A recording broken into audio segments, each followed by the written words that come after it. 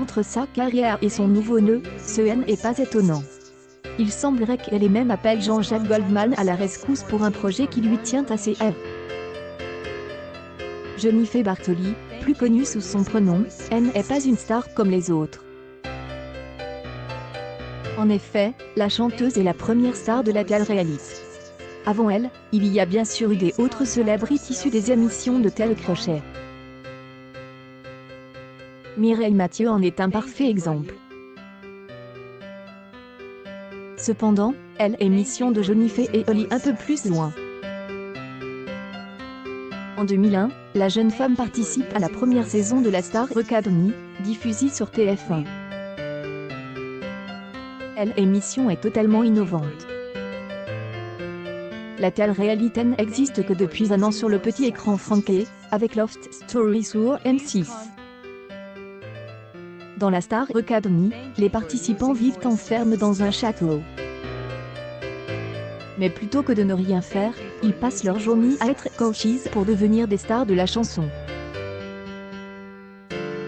Dans la même classe, on retrouve deux autres futures célébrités, le chroniqueur de Touche pas à mon poste Jean-Pascal Lacoste et la chanteuse Olivia Ruiz. Jennifer remporte haut la main le concours et sort son premier album éponyme. Une publication partagée par Jennifer officielle, le succès au rendez-vous, avec pas moins de 1 million d'exemplaires vendus. Depuis, la jeune chanteuse a sorti cet autre album, et est imposée sur le petit écran. Elle est imposée comme un des coachs les plus charismatiques de l'émission The Voice sur TF1. Pourtant, tout ne semble pas aller pour le mieux sur le plateau de l'émission C et la guerre sur le plateau de The Voice. C'est en tout cas ce que disent les rumeurs. Dire qu'une certaine tension est apparente, malgré la mise en scène. La tension concerne notamment Jennifer et Zazie. Cette dernière, grande dame de la chanson francaise, est connue pour son caractère bien trempe. N'hésite pas à rejeter les autres jeux lorsqu'ils manquent de professionnalisme. Jennifer peut sembler être une personne sympathique, mais elle ne manque pas non plus de caractère et fait honneur à ses racines corses. Cameron, les deux chanteuses seraient en proie à de fortes tensions. Une publication partagée par Jennifer officielle, pour rappel, cette saison de The Voice est assez particulière, puisqu'il s'agit d'une édition All-Star. Cela signifie que tous les candidats sont des anciens participants des éditions précédentes. Il y a donc beaucoup de compétition, et beaucoup de talent. Les combats sont particulièrement tendus. Personne ne veut voir son candidat préféré éliminé.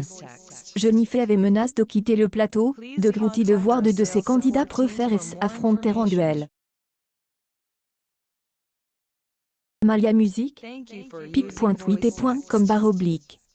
E6 en acide 3. Jennifer officielle, octobre 13, 2021. La chanteuse serait-elle un peu à cran? Même en dehors de l'émission, Jennifer semble être un peu sur les nerfs ces derniers temps. La faute peut-être à son emploi du temps trop chargé. Jennifer vient de donner plus d'avoir un brick à la maison, et de participer à l'émission The Voice. La chanteuse a un autre projet. Repart en effet un nouvel album. Début septembre, la chanteuse s'est rendue à Londres, dans les célèbres studios des Abbey Road. Ces derniers sont célèbres pour avoir enregistré les plus grands succès des Beatles. Explique son voyage sur Instagram, headed to London to start recording the album.